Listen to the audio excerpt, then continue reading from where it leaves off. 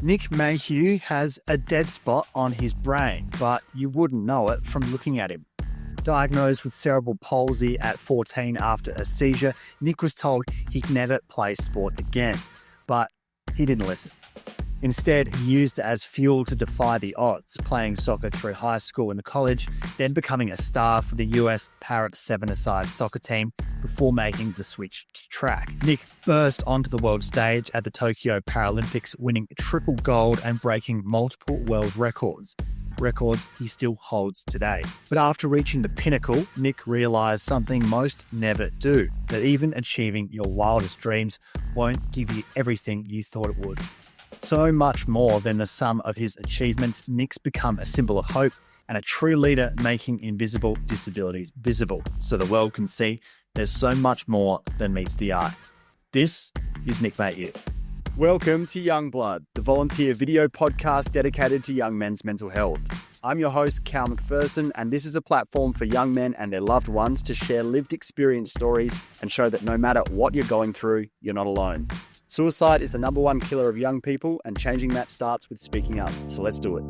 Nick, what is cerebral palsy? Cerebral palsy is a condition that can affect you mentally and physically. For me personally, it only affects my physical body. I have a hole in the right side of my brain that affects my entire left side. So anything from my eyebrow, I can only raise my right eyebrow. Your listeners can't see me, and it affects the entire left side of my body. So my arm, the digits in my fingers, my toes, and it especially affects the fatigue towards when I train and compete. You know, growing up playing football or soccer here in America, I always kind of struggled in, playing a full 90 minutes and trying to stay out there. And I had to be very strategic in how I dispersed my energy in the game, and without anybody knowing, why or how, or giving them any reason or giving myself an excuse. So, transitioning from football to track and trying to learn how to run, quote unquote, correctly has been a huge challenge, because my left side kind of has a different biological cap than my right side does. It's been a challenge, but, I've tried to handle it as best as I can my entire life. When did you start experiencing those symptoms? I've always felt as if there's something. I used to always explain it as there was always something wrong with my left side, because I never knew what was technically quote unquote wrong. And, growing up, I always felt like my left side was a little weaker than my right. And if you were to hit your funny bone on your arm and you get that tingling sensation throughout, your forearm and your hand, that's what my entire left side feels like all the time, 24/7, 365. So for as long as I remember, that's what my left side has felt like. Those are the symptoms that I felt. And it's been like that my entire life. So I don't know anything else. And I never knew how your body was supposed to feel like to the normal person. So it's always been tough for me to kind of pinpoint an exact time, but I was just always, so stubborn in the fact that I wanted to be the best person and the best athlete I could be at every level that I could be. And I wasn't going to give myself an excuse or allow the fact that I couldn't kick the ball as hard with my left as I could my right, deter me from achieving my goals or running as fast as I wanted to. I just had to work a little harder and focus a little more to get what I wanted. What was it like for you getting diagnosed? It was very bittersweet, to be honest. I remember sitting there in my doctor's office, being able to hear my doctor basically tell me that I would never be able to play soccer. And the first thing that she told me, because that was the first question I asked, I didn't care, about my well-being, my health, or anything else. I just, hadn't played football in a few days, and I asked her, I knew I had a tournament coming up, and I asked her, okay, well, when can I play soccer again? And she looked at me and said, you'll never be able to play soccer again. And it changed my life, because on one hand, all the dots started to connect from my childhood and how I felt and why. And on the other hand, I knew that I was being diagnosed with a disability and I'd be labeled as disabled, and all of the quote unquote negative connotations that came with that were going to change my life in a way that I didn't know how. So it was very scary, but it was kind of a sigh of relief, and I felt as if a weight was lifted off my shoulders in a sense, because I was able to be given an answer for why I was feeling and I was feeling my entire life. Why did they say you wouldn't be able to play sport again? That's a good question. I think at first very nervous and didn't want to give me a direct answer in terms of, everything that she had seen on my MRI, because it was very unique and scary. If you look at my MRI, there's just a giant hole on the right side of my brain. Any doctor that I've seen that has always told me that it's the worst looking MRI that they have seen in a case with cerebral palsy.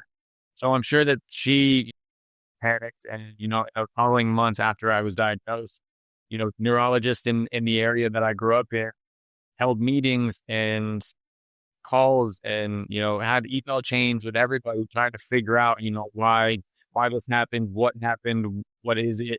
And to come to find out that, cerebral palsy is what came out of it from, a stroke I had at utero and the complications I had throughout my birth.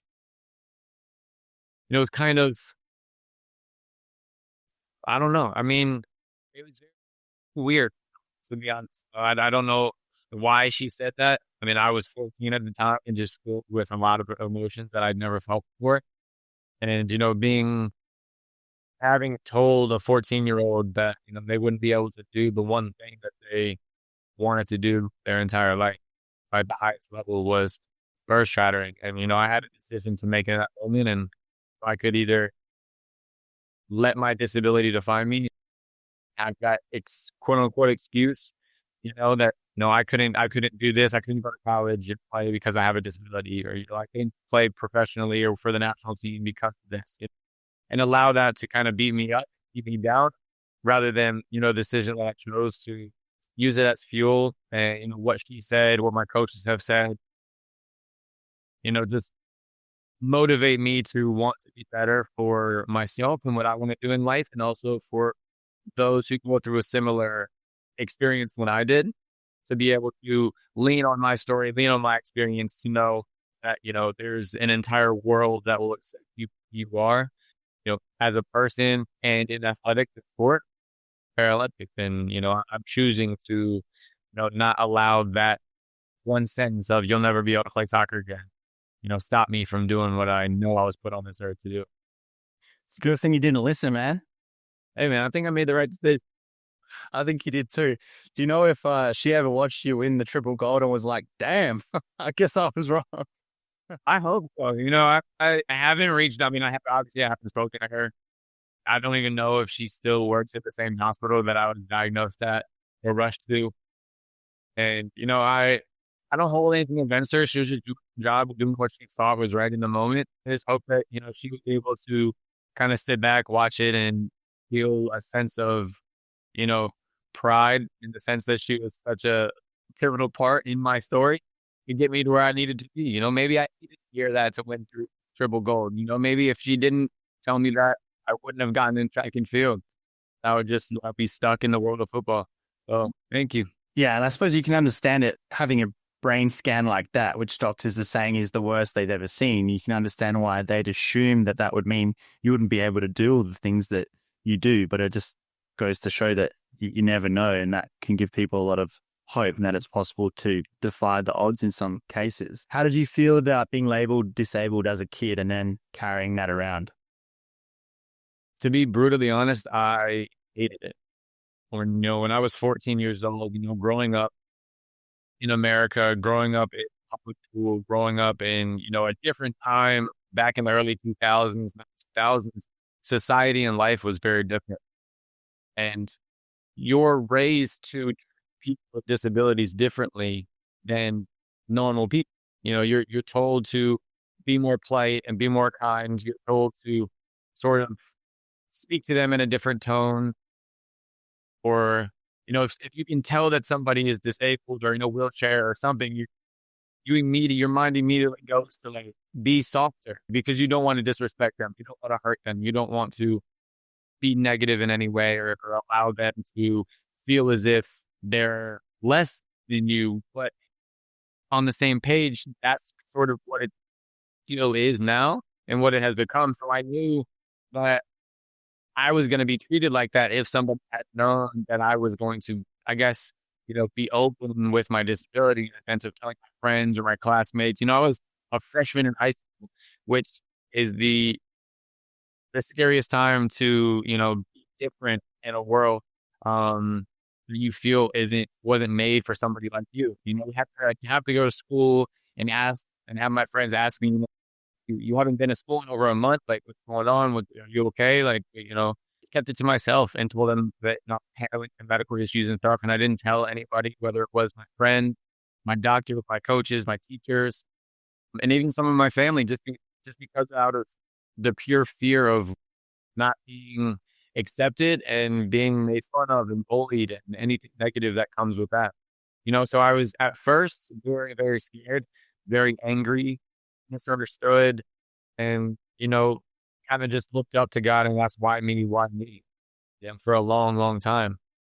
And as I grew and matured and learned more about cerebral palsy, learned more about disabilities in general, and honestly, when I came to find out about the Paralympics and how accepting this community in this world is, I felt such a sense of pride in a way that I didn't feel before.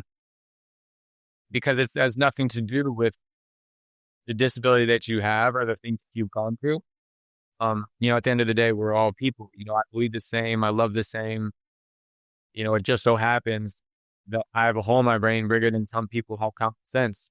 So I'm going to continue to choose to live my life the way that I think I should live it. And that's to, be as kind and supportive and as inspiring to other people that continue to lean on me and my story as I can be.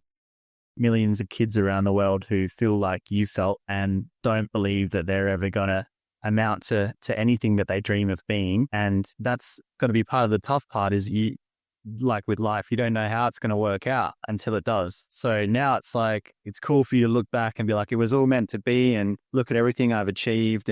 But at the time, like, I'm sure it didn't feel like that until recently. Yeah, absolutely. I mean, I'm going to, after this, shoot my mom a text and tell her how wise I am and then how mature. She's going to laugh at, because I think she will. Yeah, did you know how mature I am? She's going to laugh at that and tell me something completely different. But that's important to have a mom like that, man. You got to stay humble. If anybody in this world keeps me grounded, it's my mom. That's for sure. But yeah, I mean, it's been a roller coaster for sure. In that moment, my life was flipped upside down. My entire life, all I wanted to do was to play football professionally and at the highest level that I could. Growing up through the DC United Academy, being scouted by the national team.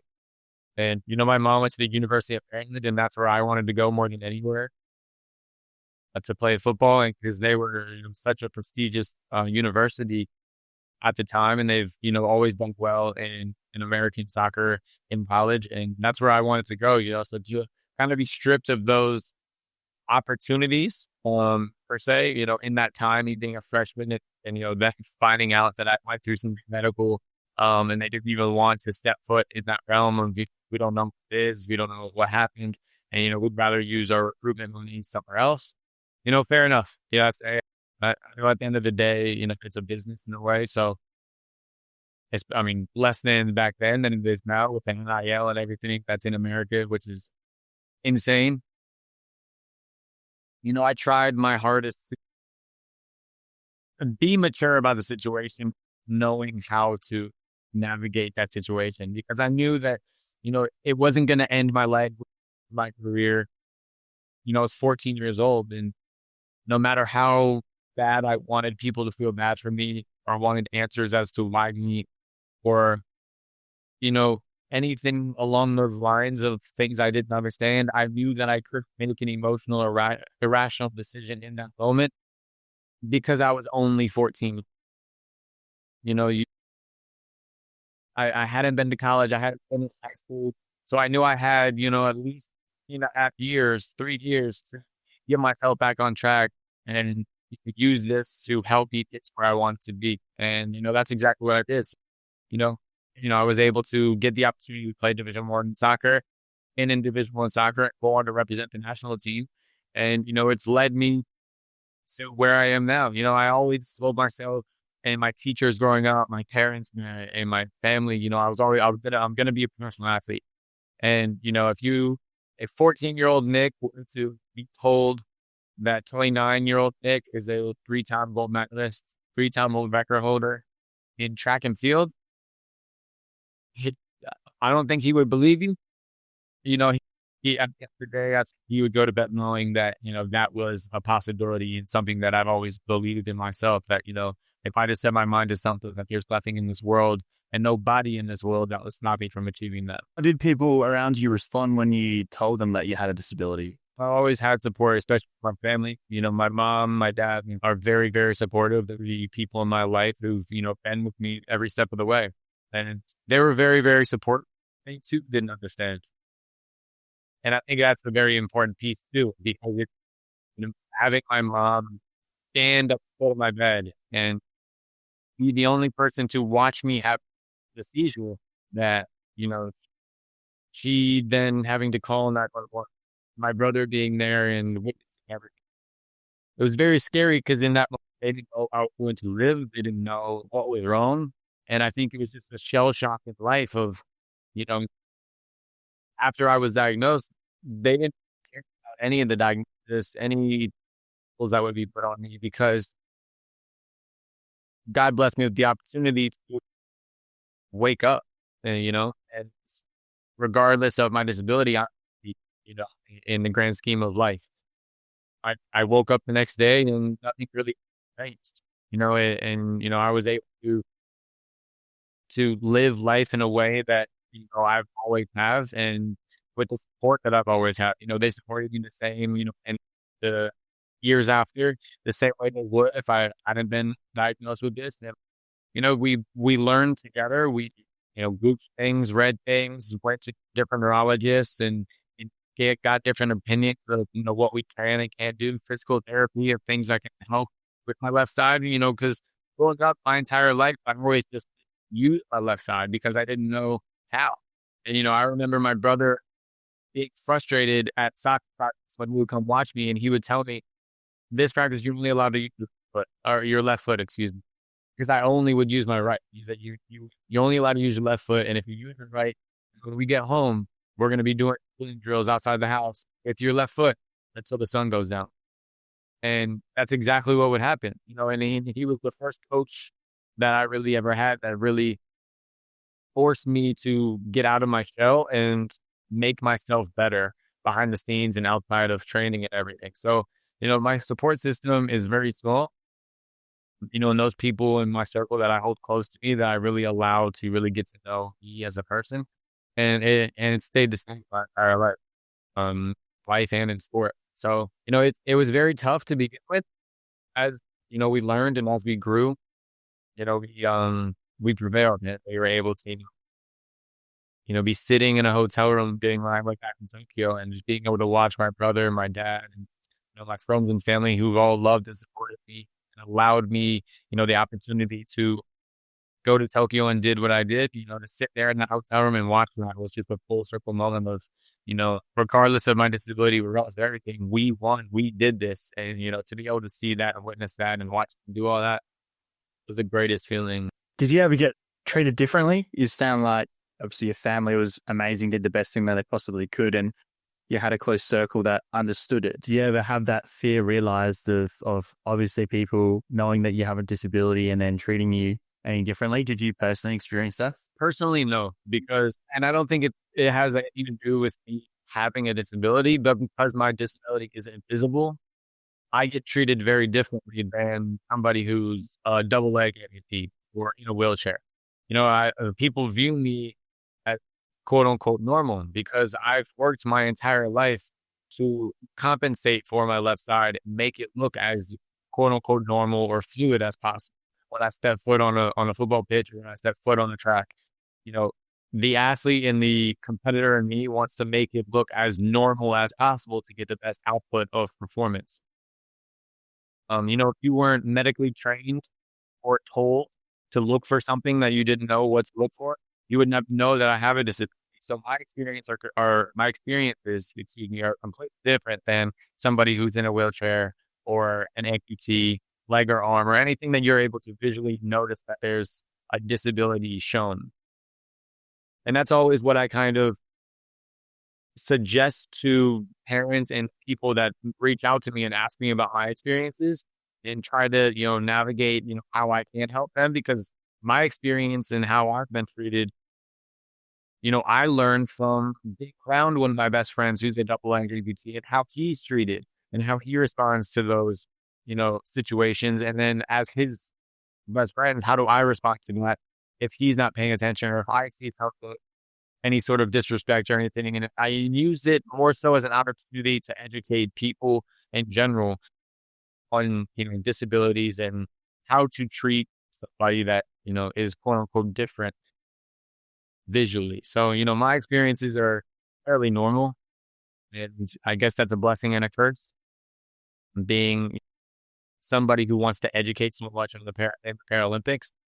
But it's important, invisible disabilities exist. There's a lot of people that are going through what I go through, whether it be something similar or more severe, and their experiences are very alike mine and also very different. So it's a very tricky world, and everybody is very different because a lot of people aren't very comfortable with speaking about their disability, invisible or not.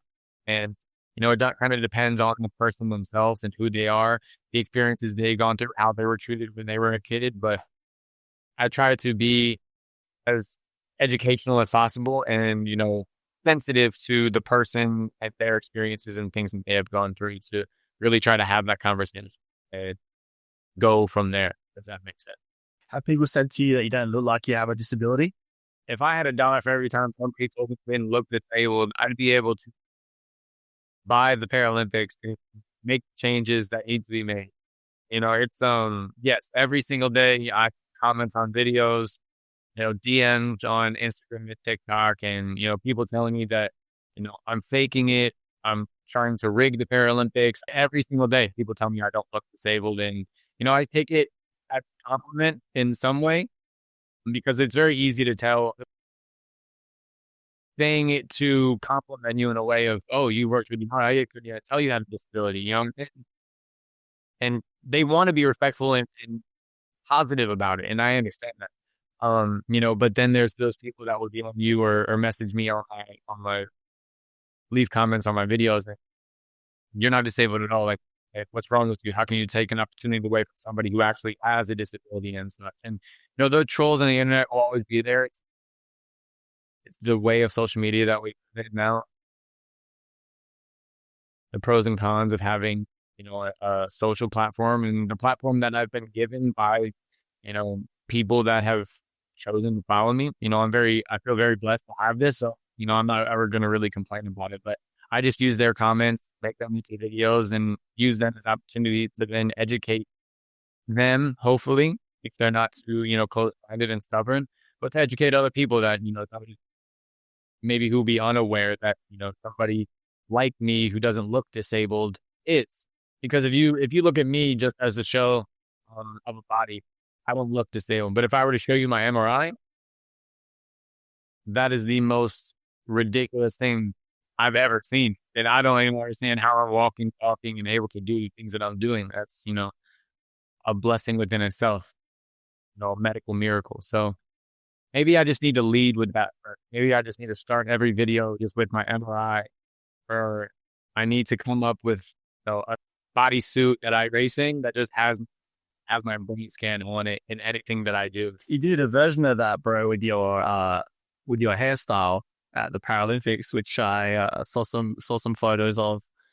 That was really cool. Talk about that. I was very open to the idea and knew that I had done a bunch of different designs. I have a hairstylist in LA, and she's fantastic at different designs, and we were just kind of having fun with it. But going into Paris, I knew that I wanted to have that year built up into, people that were following me having wonder what I was going to do for Paris, and having Paris be the climax of the hair designs and everything. And it was actually a few days before my race that one of my roommates, who's another Paralympic athlete, gold medalist, he's incredible. And I was thinking about different things. What should I do? Should I do, the Stars and Stripes for America? Should I do some as an homage to Paris and city and fashion and colors and things like that, or should I do something else? And he was like, why don't you do your MRI? So I wish I could take full credit for it, but it was a recommendation that, one of my best friends gave me. And I started thinking about it and I was like, how would that work?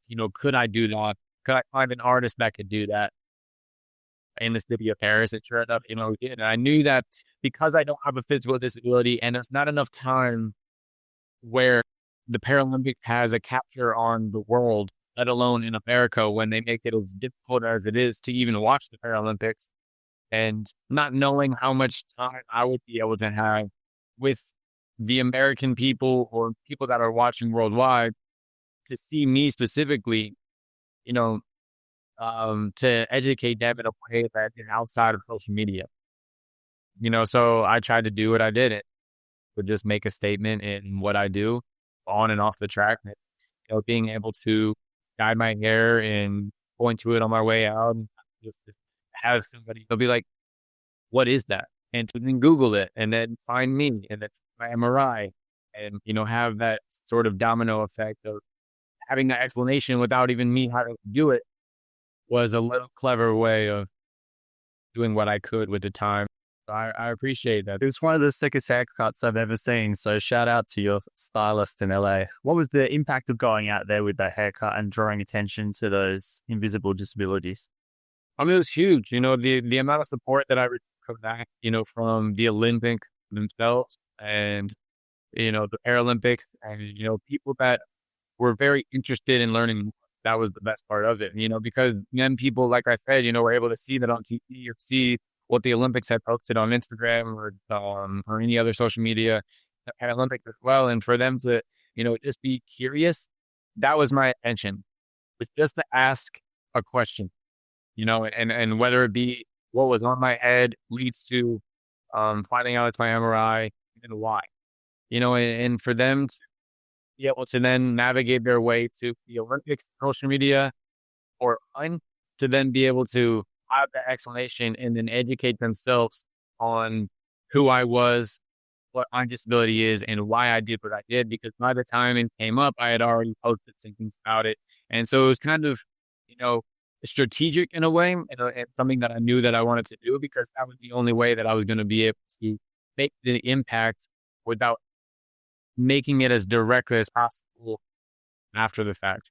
And I received, a lot of support from it after, and, a lot of people, thought it was really interesting and, really appreciated the fact that I went out of my way to do that when, cause there's not a lot of people within athletes, specifically in the Paralympics, that like to speak out on things.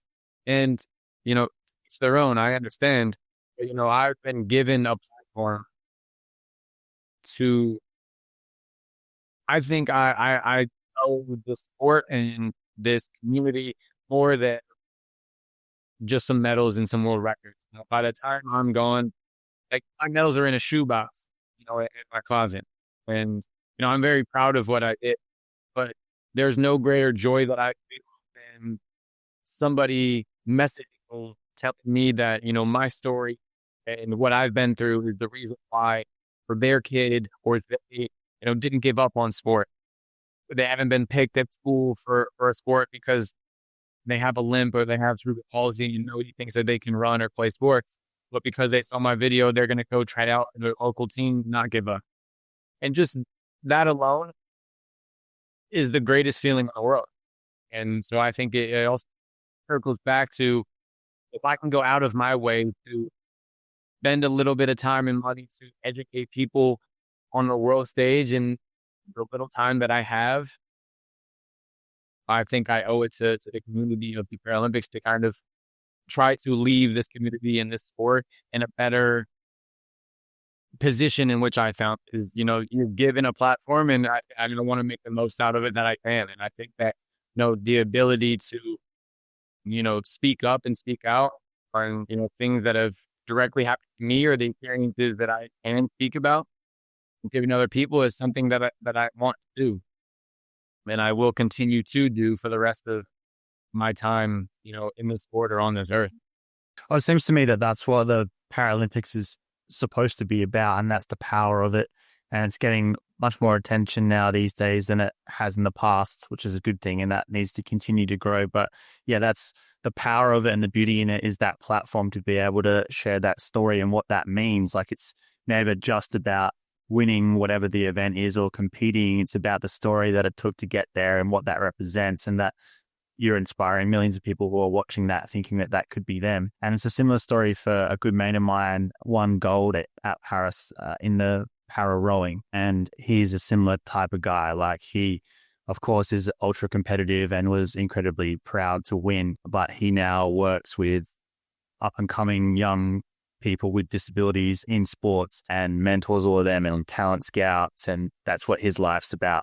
Automatically goes into the next generation, and how can he have that impact on people coming up and face to face, and has very much the same kind of attitude as you. And of course, because it's so meaningful, having gone through what you've gone through and being the only person who really knows what that took, and then having this special insight into what so many other young people are going through. And because you've done it and you exemplify that life, you can then have so much sway to be able to have that kind of impact, and incredibly personal, I'm sure. So you went from soccer for Team USA and then made the jump to track. So you must have been pretty quick on the soccer field, I'm guessing, and then thinking like, hold on, maybe I can run a little, and then bang, burst onto the scene in Tokyo, won triple gold, and then the world knew who you were. What was that like mentally, to go from playing soccer, switching, then becoming triple Paralympic champion? How did that change your life? It was by far the hardest thing that I've ever done. You know, I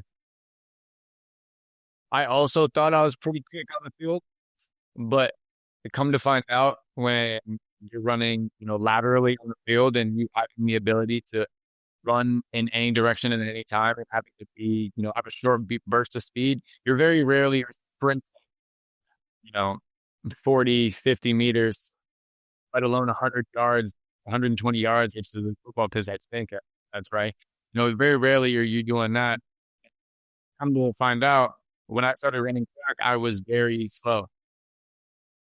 And to go from, thinking I was, very fast on the pitch, to finding out that I was very slow on a track, was very humbling, to say the least.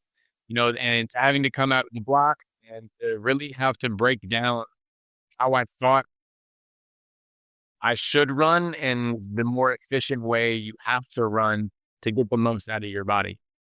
So, it was a very tough conversation I had to have with my coach, in the sense of, and he worked with me in strength and conditioning football, for 4 or 5 years before that. And to then, come home one day and, walk into his office and say, hey, I've been given this opportunity by Team USA. They reached out and asked if I wanted to run track in Tokyo. I think, I can go out there and win. And, I sat down in his office and told him straight up, I was like, I want to go to Tokyo and I want to win a gold medal. And, he laughed and walked out. So go finish your workout, get your rehab done, and come back tomorrow. And I had the best workout of my entire life. I was angry, I was upset, and I didn't understand. But everything that he does is with intention. I then went to bed, woke up, was the first person in the gym that day, and walked in his office. And I told him to sit down. And I said, look, I was like, here are the world records for my classification that I'll be in Tokyo. I'm going to go. I'm going to win. And you're going to help me get there. There was the change in demeanor, the change in verbiage, and from saying that I wanted to I was going to, that gave him the confidence that he needed to, and, know that he could trust and believe in me, that I was going to commit to it, because by no means was it going to be easy. By no further means should it be possible that I was able to do that, in a sense of, coming from the football pitch to becoming a sprinter in track and field, and what that takes is a lifetime of training, rehab, and competition. And realistically, we had, at that point, and at the end of 2019, the games hadn't gotten postponed. So we only had like 9 or 10 months to really hone in and do what we had to do to be ready for Tokyo. And, you know, the games were postponed. Obviously not a good thing.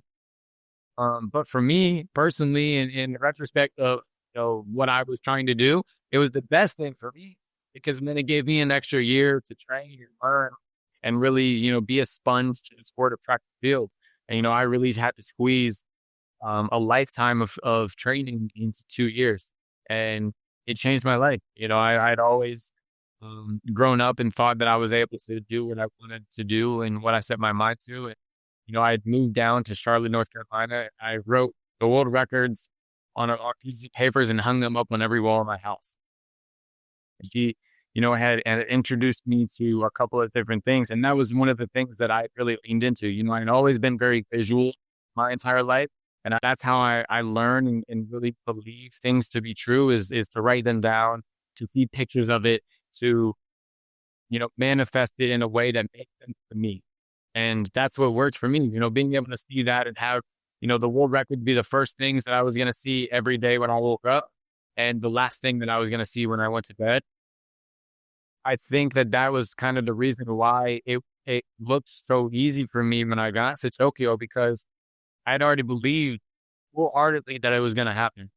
And, when I got home from Tokyo, I was surrounded by my family and my coaches and my friends who allowed me,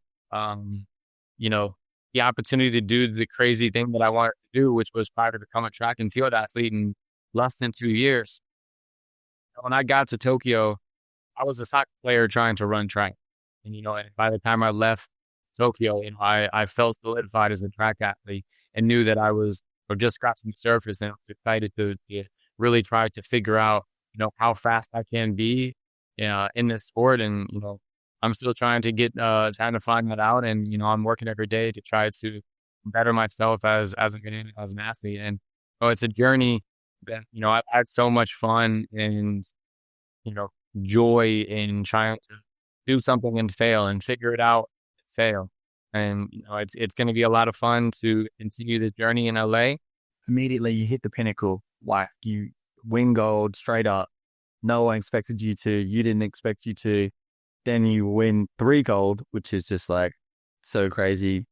I don't know what percentage of people ever achieve that, but it's not, it's a handful. So the problem with that is then you're like, where do I go from here? Right. Cause you're trying to come into the next Paralympics and trying to repeat a high like that. And then you've got people who know who you are and expect like, oh, he won 3 gold last time, so he's got to be a favorite this time. Or we've got these really big expectations, and then you have those expectations of yourself. And kind of the fact that you're at another Paralympics and you're competing at that level against the best in the world is like a given, and doesn't feel like a achievement as much anymore. Like, did you put a lot of weight on yourself to come and try and, I mean, obviously you want to try and win again, but did you expect that you would? And then were you disappointed, or did it feel like a failure when that didn't happen in Paris? There were a lot of emotions going through Paris because, there a lot of things had changed in Tokyo, and I had tried to figure out so many different things in my life and in sport, and dealing with injuries and leading up to Paris and how I was going to navigate that, not being able to train, and if I did train, what was the worst case scenario?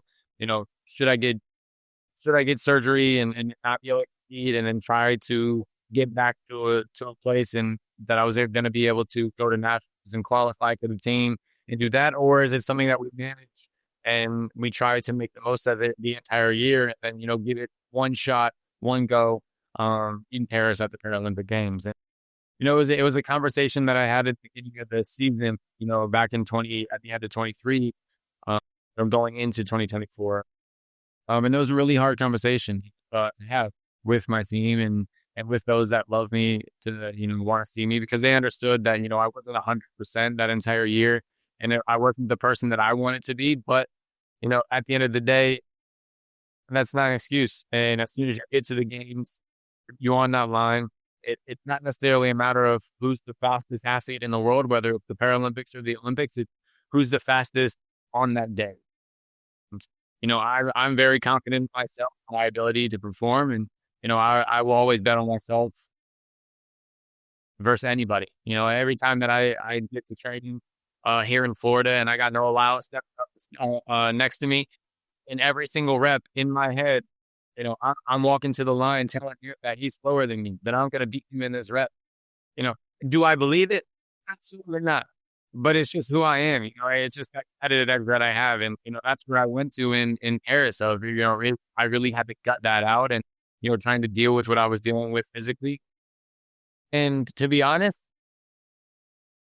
my family and, my coach is not going to like this, but I definitely treated it if I failed in a way. To go out there and have a disappointing performance in the 100 and then to, pick out on a medal in the long jump by 0.08 millimeters was, heartbreaking.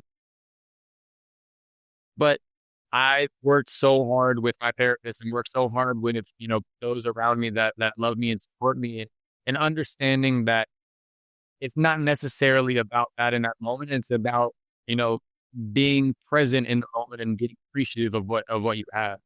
Because if you were to ask me what I remember from Tokyo, I can barely answer that question because I was in a different headspace. I was so locked in. I was so focused. There obviously wasn't anybody there during COVID. There was nobody in the stands. And as soon as they shot that gun, all you could hear were the camera flashes and the tracks hitting or the spikes hitting the track. And it was very, very weird. Like, I got out of the call room, I blacked out. As soon as I walked onto that track, all I remember was crossing the finish line. I don't remember them saying, on your marks. I don't remember, there's a video of me behind the pot saying to myself, I'm the best, I'm the best, I'm the best. And I don't remember that. And seeing the videos, I'm like, that's me, 100%. That's not AI. That's not anybody else. That's me, but I don't remember it. And I made it a point going to Paris to be more present and to be, more appreciative of the opportunity that I was given, because to complete one Olympic cycle or Paralympic cycle is an incredible feat. Just to know that you're able to go and compete is a blessing. But, to be able to go to two and compete is, not a lot of people get to do that. And, that's something that I'm carrying with me on my journey to go to LA 2028. Is to just, appreciate it for what it is and to learn from my mistakes, learn from my failures, in Paris, and to appreciate what you said earlier was that I've hit that pinnacle. How I always describe it, and if you ask is, if the sport was a video game, I beat the video game first try. That was the toughest thing for me to navigate that, because I remember being in the hotel when I got home from Tokyo with 4 medals around my neck, surrounded by everybody that I love. And my mom came to me and she was like, "Hey, what's wrong? You don't look happy. You look a little down. What's going on?" And I looked at her and I was like, "Mom, what do I do now?" I did it. We did it. You can do anything you want. You this, do that. And I was like, okay, but I understand that I'm not talking about right now. I'm talking about in sport. What do I like? What now? And she just looked at me and said, "Do it again." And that's really all it took, was to know that, I still love this as much as I do. I still want to be, I still know that I can be better than me. And at the end of the day, that's all I really want for myself, is to be the best version of me. So I'm going to do everything that I can mentally, physically, and emotionally to do so. And, regardless of who's lined up next to me on the track at the Paralympic Games, what classification I'm in, and so forth, as long as I am the best version of myself on that line or on my runway and the long jump, and I beat myself, then I win. And to me, I won, because I'm giving myself that sort of opportunity of mindset because of what I did in Tokyo. And would my answers be different had I not won in Tokyo? Absolutely. But guess what? I did, and it changed me mentally and emotionally to be able to look at sport and life in a very different aspect than I did before Tokyo. And I'm very blessed to be in the position I'm in, and I don't want to take advantage of it. I don't want to take it for granted, and I really just want to leave this sport in a better way than I found it. and I want to leave it a better moment than I came into it as. And I'm going to continue to do so. And hopefully it won't be until 2032 when I'm done in Australia. How has this pursuit helped you develop as a man? So outside of your sport, part of your popularity and your impact is tied to you growing and developing into the person that you are today and wanting to have a greater impact than just what you do on the track. How do you feel like you've grown in the last 5 years or so? I mean, I'm completely, I think I am honestly a different person, because my entire life, I've always attached happiness to success in what I wanted, which was, I remember growing up and saying, once I made it to United Academy, I'd be happy. Once I made the varsity team in high school, I'd be happy. Once I played in Division I soccer, then I'd be happy. Once I played for the national team, I'd be happy. Then it transitioned to once I won gold, once I break a world record, I'll be happy. And it was always just another thing and another thing. I was always chasing that next thing to make me, quote unquote, happy, whatever that may be. I remember being on the plane, coming back from Tokyo and landing and, having that car ride back to the hotel, sitting in that room and having that conversation with my mom that made me realize that I had never felt that sort of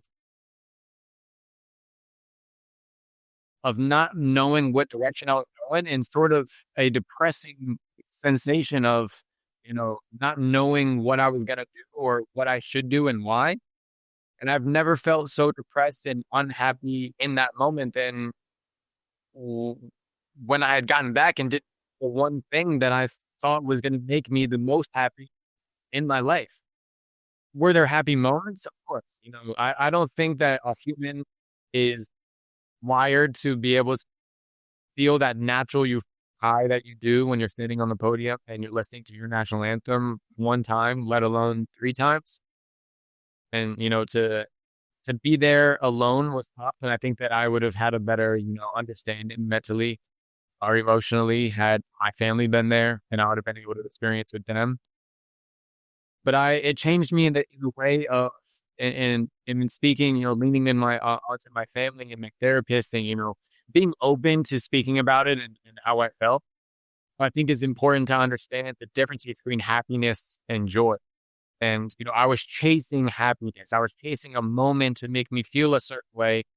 And now in which I instinctively try to find that same feeling in everything that I do. Instead, now, I just want to be joyful, and I want to be joyful in what I do, whether it be in sport or, training my dog, doing a very good job of, and, just trying to be joyful in anything that I do in life. And, there's so much more to life than what I thought there was and just me being successful, sports person or soccer player or track athlete. And, I think that it's changed me. It made me such more mature as a man and smarter as a person in a way to understand myself as a person. And I've become a lot more calm, a lot more joyful in the things that I do, and just very appreciative of life in general, which I took for granted back when I was training for Tokyo and not really caring about anything or anybody just because I wanted to go and win gold. I wanted to go and break a world record because I thought when I got back and looked at my bank account and looked at my medals and, knew that I did something that I'd always had to do, that it was going to make me happy. And it didn't. And I think that that's something that a lot of people can take from and apply to their life and whatever their gold medals are, whatever their world records are, and not to chase something that necessarily doesn't define you. Yeah, well, I think, Nick, what you're talking about, like all the cliches are true, aren't they? Like happiness comes from within. All the quotes that you read on a postcard that sound cheesy, you go through things in life and you figure out that actually there's a lot to that. And I think the thing with you is so few people reach the pinnacle like that they don't ever get to realize that that's not all there is and that achieving whatever the goal was doesn't fix everything in your life, doesn't deliver everything you thought it would. And I think no matter what we do in life, whether we're athletes or in business or whatever it may be, all of us convince ourselves that if I can just get to this next point, if I can just achieve this next goal, then that's going to solve everything. You know, if I can get the body that I want, that's going to fix everything. If I get a certain number in my bank account, I won't have any problems anymore. And it's important because it drives us forward. It motivates us to progress. But the goalposts always just keep moving ahead. And it doesn't matter how high the mountain is that you climb. You climbed one of the highest ones that there possibly was, and then felt the biggest low in your life afterwards, which is a common experience because it's like, you know, I got here, and the problem is in our society, like that's the end of the movie. Like when you win the Trip of Gold, it's like, all right, cool, roll the credits. Those people that win, or you know, that the end credit isn't what they do next. You know, the movie ends. That's right. And then if it's another outcome, it's riding off into the sunset in one way or another with that fantasy, you know. So I think a lot of us are raised with that idea that, oh, if you do finally get there, it's unlikely that you will, then you win, and you kind of just, that's the end of the game. And then that's, of course, not the case because it's a long life. But in that, you learn the most important lesson that there is, which is that happiness and contentment and satisfaction isn't to be found out there. It's within you, and it's what you make it. And that's a constant challenge to have that be enough, and to realize and to ask yourself, like, what is enough? And on one hand, you have to be the kind of person chases like you do and is competitive like you are to feel like yourself in life. But then you've got to temper that with knowing that that's not the be all and end all. And then that poses the question of like, okay, so what is truly important? Like, what is your life really about? And so what's your answer to that? Well, I mean, I'm still trying to figure that out. That's something I speak to my therapist a lot about. Try to, you know, write down a question in my journal, or anytime that I, you know, have time to myself, you know, trying to answer that question directly. And I've come to learn that it's not an easy answer, and that it's always changing, whether it be family and, you know, the family that I want to have, or, you know, what I want to do, you know, after sport, you know, things that I, you know, will make me, you know, feel like I have a sense of purpose after this. And after, you know, I'm done, you know, winning medals and breaking world records, you know, because I've always attached, like you said, you know, my purpose and, you know, my happiness to something. And rather than inverting it and trying to find it within myself, so I don't go out looking for it. And, you know, and I think that it comes hand in hand with a purpose. And I think that that's something I need to, you know, spend more time trying to understand my purpose on, you know, within myself and what it is in this life, because it may not, you know, at the end of the day, who's to say that it's my purpose is to do something or to win something? You know, it could just be inspire people and to speak, to use my voice, to use my mind, and to share my experiences, do that, you know. And that's not a tough conversation to have with yourself, and because you have to be very, very honest, very real, and oftentimes the answers aren't what you want them to be. And, you know, and that's very, very tough. And that's a very hard conversation to have with yourself, especially somebody who's, you know, so used to, I guess, the pinnacle. And that's crazy to say, because I know the answers to the questions that you're posing, and they're not answers that I like. You know, as a 29-year-old man who's won a bunch of stuff and thinks, you know, my purpose is outside of sport. So that, you know, that the end credits, you know, after my movie's over, I know that my next movie will begin filming, you know, and I just have to write the script of it all. And, you know, hopefully you know, be able to guide myself in a way to, you know, invert my story and find, you know, joy in anything that I do in life, whether that be just to be a father, be a good son, be a good brother, or a good friend. You know, that's purpose. And I think that a lot of people aren't okay with just those things. And, you know, that's what's tough, because I know that I'm those people. I don't feel as of right now that I am okay with just that because I want to do other things. And but it's a very tough conversation, realization to have within yourself. So it's something that I'm still trying to figure out. And I hope to um I hope to make sense of it here shortly, whether that's, the next few years or even the next decade, who knows, but I know just within myself that I'm never going to stop trying. And I'm going to do anything that I can to, just try to find joy in anything that I do and try to find purpose in something, outside of, you know, the medals and the world records, the pinnacle things that they make movies about. It's not about that. I don't want to be a star of a movie for my entire life. I just kind of want to open a beachside coffee cafe and be able to make coffee and breakfast for people and be able to sit on the beach and enjoy the ocean for all day. So that's my dream. That's my gold medals and my world records now. Well, that sounds very achievable, man. And I can see you making a really nice flat white with that mustache of yours. I appreciate that. How good to learn that at such a young age. You still got most of your life in front of you and you're already getting to the core of what actually really, really matters. I mean, so many people just chasing forever and never actually get to have that realization. And it's one thing to have the realization. It's another thing to put it in practice, isn't it? Because it's all relative and we all get caught up in our own little bubble and we might have this epiphany and feel like we've worked out life and we know what to do. And then very, very quickly, other thoughts creep in and life creeps in and we forget about it. And then we have to remind ourselves again, or life will humble you and remind you. But I guess that's part of what keeps it all interesting and gives us something to think about and do here on Earth, which is what we all need. Through all this, how would you say your mental health's been, and how have you gone with being able to stay on top of that and manage yourself? That's been a battle that I've had ever since, I was diagnosed with cerebral palsy. That was up until that point, I had never really thought about my mental health. I never really struggled with anything. Even knowing that I had a disability my entire life, there weren't really anything that I struggled with mentally in a sense because I always figured it out before I needed to.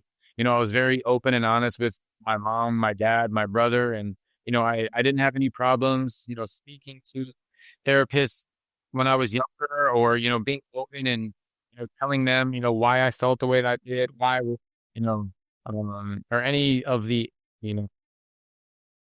not outbursts, but, the things that I just did in my childhood, didn't make sense to the people that loved me. Like, why did I do that? I'd give them an honest answer. And then I learned from that. Or, lean on my grandparents who were such support in everything that I did because I knew that what I wanted to do in life was very different than what anybody had done in my family. They were very supportive. So I felt very open and able to be honest with my family and those that loved and around me. So I didn't really have to, I guess, struggle with anything until, I was diagnosed with cerebral palsy. And after that, it was very, very hard.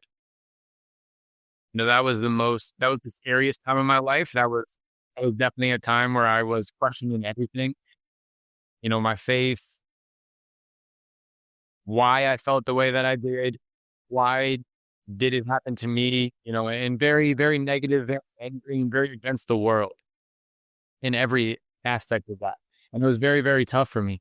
To have your entire life flipped upside down at 14 and being told that, you weren't going to do the one thing that you thought you were going to do in your entire life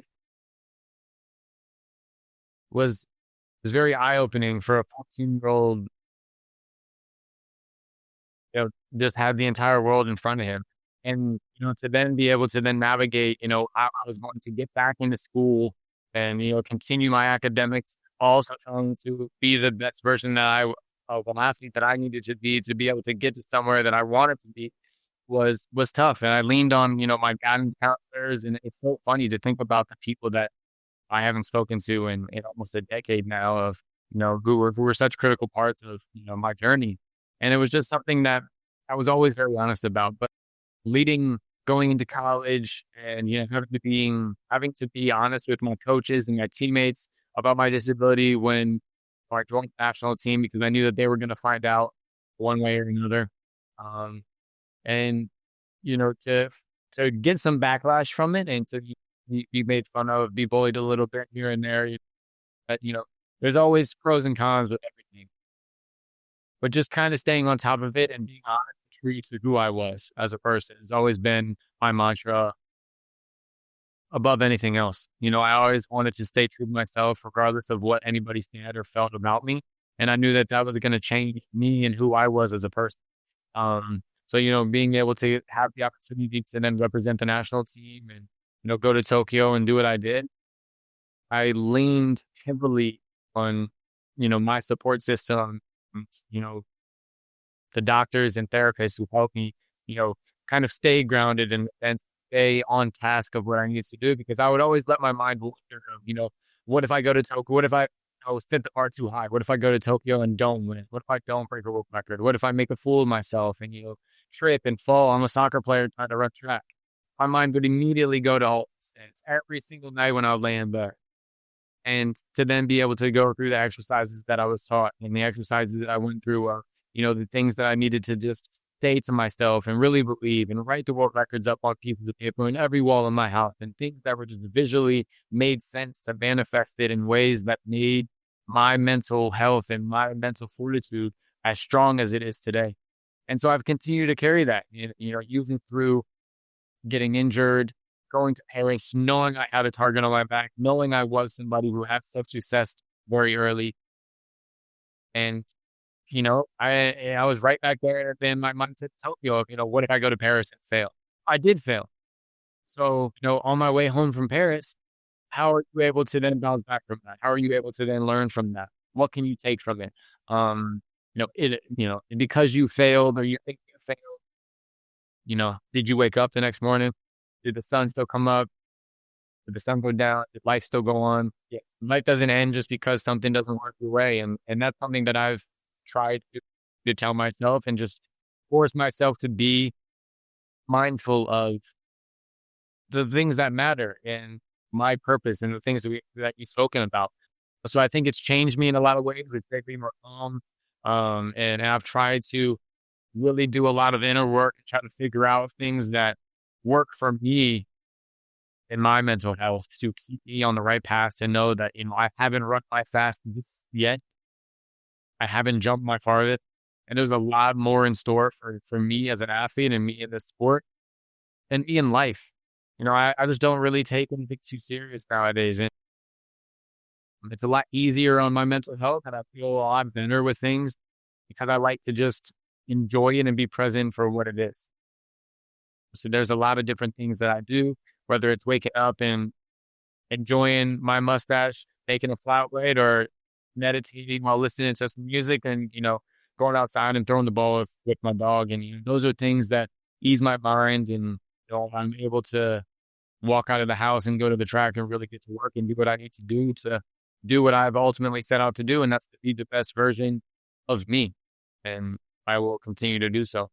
What's your take on modern masculinity, or how do you define your own version of being a man? If I'm comfortable and confident in who I am as a man, then that's what makes sense to me.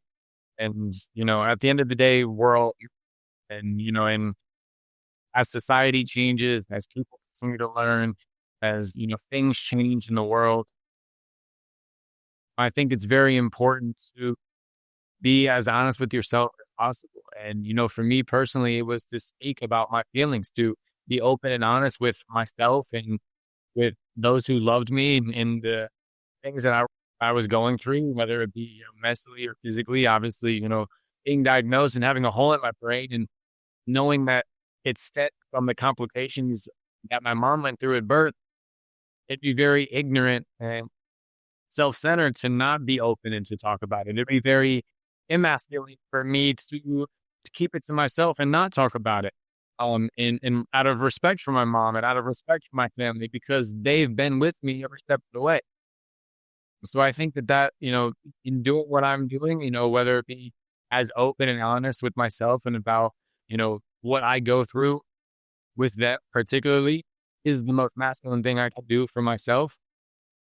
And as long as I feel comfortable with who I am and my own stance, and nothing else matters. There's no opinion outside of my own that I necessarily care about. And that's what I try to remind myself of, being somebody in this society, being somebody that has a platform, that is insulted every day when they open the app at the teeth or told something crazy. As long as I'm happy with myself, myself, who I am as a man, and nobody's opinion will ever shake that. And, I think it's important for everybody to find their own definition of who they are as a person and go from that, and whatever what it is, and it makes you happy. So be it. You are a role model, and I think that's the main takeaway from your story and everything that you offer, is bringing that visibility to something that people just don't take notice of, or at worst ridicule, and through your platform bringing an insight to that and having people connect with it and understand it, and therefore you're doing work that impacts so many people positively that can't go out there and do that for themselves. I think that's, with all your medals and all your accolades, like you being able to put that next to your name and say that you stand for that, I think you should be most proud of. As far as you being here on earth to do something, I think you have done it, and you are doing it. And I'm sure when you get those messages, positive messages from other people with invisible disabilities talking about their situation, asking you for advice, telling you what it means to them, and the feeling that gives you, that probably doesn't compare to anything else. And that probably guides you as far as where to go next in life. Being able to be a messenger and be someone that sets that example. I think that we all want that. And in some way, we want to be an inspiration. We want to be someone that people look to. We want to feel like we're valuable, like we can add value to the community, like we're part of something bigger than just ourselves. And you really represent that, man. So I think hold on to that and being that person rather than getting to whatever that place is. It's like you're already there, and it's about how you carry yourself through the world and the people that you can impact and the legacy that you can leave in doing that. Yeah. And I think you're well on your way, man. And it's really cool to hear your story and hear you speak so passionately and so eloquently about everything that you've been through and what you've done. I hope I see you in Brisbane in 2032. Honestly, as long as these knees hold up, you will see me there. So thank you, man. I appreciate it. That means a lot. That's it for this episode. If you like what we're all about, support us by following Young Blood Men's Mental Health on Instagram and Young Blood Mental Health on TikTok. Every podcast episode is recorded in professional quality video, and they're all up on our Young Blood Men's Mental Health YouTube channel. So please show some love and subscribe. You can find everything there is to know about the podcast at youngbloodmensmentalhealth.com. And most importantly, please share these stories with anyone in your life who needs to know they're not alone. We're all in this together. Catch you next time.